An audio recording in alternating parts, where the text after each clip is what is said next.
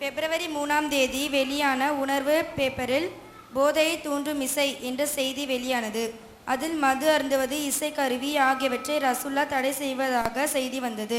ஆக இசை அறமாக்கப்பட்டுள்ளது என்று தெரிகிறது. சினிமாவிலும் டிவி சீரியலிலும் டிவி நடத்தும் அனைத்து கலை நிகழ்ச்சிகளும் தங்கள் பொழுதுகளை முழுவதுமாக கழிக்கக்கூடியவர்கள் பின் நின்று நாம் தொழுதால் அந்த தொழுகை கூடுமா?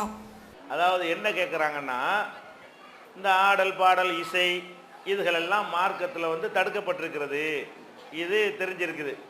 அவங்க என்ன கேட்குறாங்கன்னா, எப்போ பார்த்தாலும் இதையே பார்த்துக்கிட்டு இருக்கக்கூடிய ஒரு ஆள், ஒரே இசையே ரசிச்சுக்கிட்டு இருக்கிறாரு, அது மாதிரியான ஒரு ஆள் தொழுகையில் இமாமா இருந்தால் அவரை பின்பற்றி தொழலாமா? தானே கேள்வி.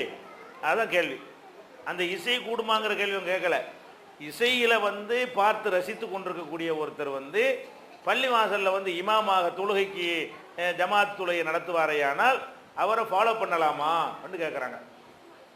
இதில் விளங்கி கொள்ள வேண்டிய விஷயம் என்னன்னு கேட்டால், ஒருத்தர் இமாமா நியமிக்கிறோம்ல, அவருக்கு இஸ்லாத்தில் எந்த பாவமும் செய்யாதவராக இருக்கணும் என்று நிபந்தனை கிடையாது. எந்த பாவமும் செய்யாதவர் தான் தொழுவிக்கணும்னா ஒருத்தருமே தொழுவிக்க முடியாது. விளங்குதா? யார் பாவம் செய்யலை, அவர் இசையை பாவம் செஞ்சால் நம்ம வேறு பாவம் செஞ்சுருப்போம். பொய் கூட சொல்லியிருக்க மாட்டோமா? அது பாவம் தானே.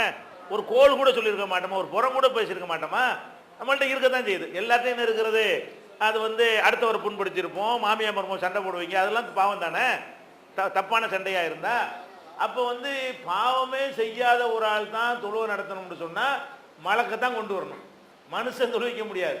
எந்த மனுஷனை எடுத்தாலும் என்னமாவது தப்பு அவன்கிட்ட இருக்கும். ஆதமுடைய மக்கள் அத்தனை பேருமே தவறு செய்யக்கூடியவர்கள் தான் அப்படின்னு அடிப்படை வழங்கி கொள்ளணும். அதனால இஸ்லாத்தை பொறுத்த வரைக்கும் இமாமாக நிற்கிறவர் அவர் பாவம் செய்கிறாரா இல்லையா அது கவனிப்பது கிடையாது. அந்த தொழுகையை கரெக்டாக செய்கிறாரா அதான் கவனிக்கப்படும். அதே நேரத்தில் அல்லாவுக்கு இணை கற்பிக்கிறார் பாருங்க, அது மட்டும் தொழுகைக்கு தகுதி கிடையாது. எந்த தகுதி மட்டும் இருக்கிறது, அல்லாவை வைக்க வேண்டிய இடத்தில் அடுத்தவரை ஒருத்தன் வச்சுக்கிட்டான்னு சொன்னால் அந்த ஒரு காரணம் செஞ்சால் மட்டும் அவன் தொழுகை நடத்துவதற்கான தகுதியை இழந்து விடுகிறான்.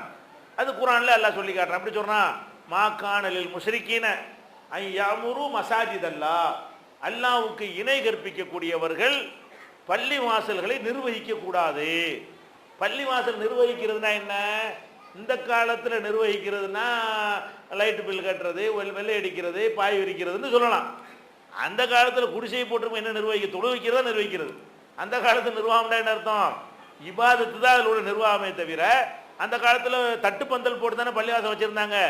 அதை நிர்வகிக்கிறதுக்கு என்ன இருக்குன்னு, வெள்ளை அடிக்க போகிறோமா, கரண்ட் பில் கட்ட போகிறோமா, ஒன்றும் இல்லை. அப்போ நிர்வகிக்கிறதுக்கு என்ன அர்த்தம், இபாதத்து தான் முக்கியமான அர்த்தம். அப்போ அவங்க தொழுவிக்க கூடாது.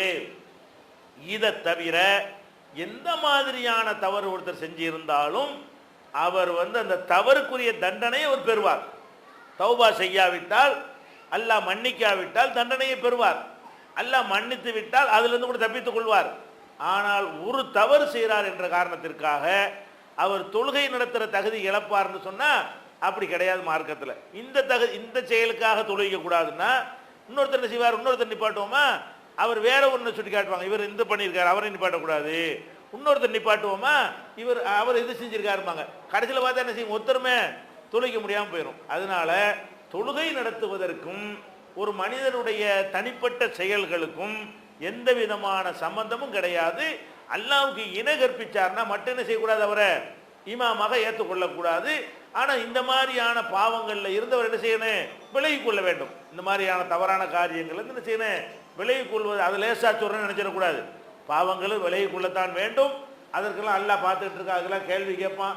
தொழுகை மட்டும் போய் கரெக்டாக செய்யறியப்பா, அல்லாஹ்வுக்கு பயந்து, அல்லாஹ் தானே தடுத்திருக்கிறான், அதை மட்டும் செய்யலாமா என்கிற வகையில் அவருக்கு அறிவுரை சொல்லலாமே தவிர ஜமாத்தில் தொழுகை நடத்துகிற தகுதியை அதிலிருந்து பறிச்சிட முடியாது.